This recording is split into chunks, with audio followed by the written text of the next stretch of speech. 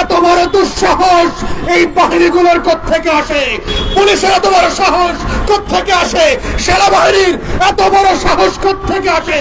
তারা কি গত বছর কোনো শিক্ষা নেয় নাই যে বাংলাদেশের জনগণ যারা জেগে উঠেছে, যারা এখনো প্রতিদিন এবং প্রতি রাতে এই দেশের স্বাধীনতা এবং সার্বভৌমত্বকে পাহারা দিচ্ছে, তারা যৌথ বাহিনীর ট্যাঙ্কের সামনে দাঁড়াবে? আপনারা যদি আমাদেরকে শত্রু মানান, আপনাদের সার্বভৌমত্বের পোশাক এই দেশের মানুষ কেড়ে নেবে, ছুঁড়ে ফেলে দেবে। এই সেনাবাহিনী, এই যৌথ বাহিনী, এই পুলিশ ট্যাক্সের টাকা দিয়ে পালবার কোনো দরকার নাই। এদেরকে প্যাকেট করে ভারতে পাঠায় দেন। দিল্লির গোলামদেরকে আমরা ট্যাক্সপেয়ারদের টাকায় পুষবো না। ওদেরকে ভারতের কাপড় কিনে দেন, বিএসএফ এর পতাকা দিয়ে ওদের সাহসগুলোকে, ওদের শরীরটাকে মোড়ায় দিল্লিতে পাঠায় দেন। আমরা আজাদির বাংলাদেশে কোন গোলামকে প্রজাতন্ত্রের কর্মচারী হিসেবে দেখতে চাই না।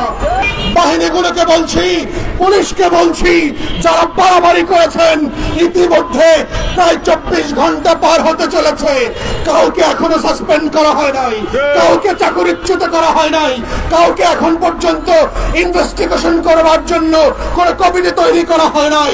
ইতিমধ্যে এই 24 ঘন্টা পার হওয়ার আগে যদি আপনারা না করেন, বাংলাদেশের গণ অভ্যুত্থানের সকল শক্তি একত্রিত হয়ে যৌথ বাহিনী এবং পুলিশের বিরুদ্ধে দাঁড়াবে।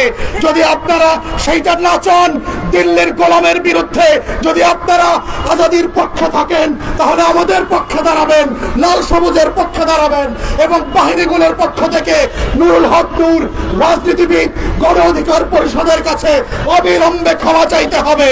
পাবলিকলি এই রাষ্ট্র কোন বাহিনীর কাছে বিক্রি করে দেওয়া হয় নাই এবং দেওয়া হবে না। আমাদের এই গণ অভ্যুত্থানের লড়াই চলছে এবং চলবে। আমরা মুগ্ধের মতো করে, আমরা আবু সাইদের মতো করে, নাফিয়ানের মতো করে পাড়ায় পাড়ায়, মহল্লায় মহল্লায় পানি বিতরণ করতে করতে, বুকচি দিয়ে দিয়ে এই দেশের স্বাধীনতা অক্ষুণ্ণ রাখবো ইনশাআল্লাহ।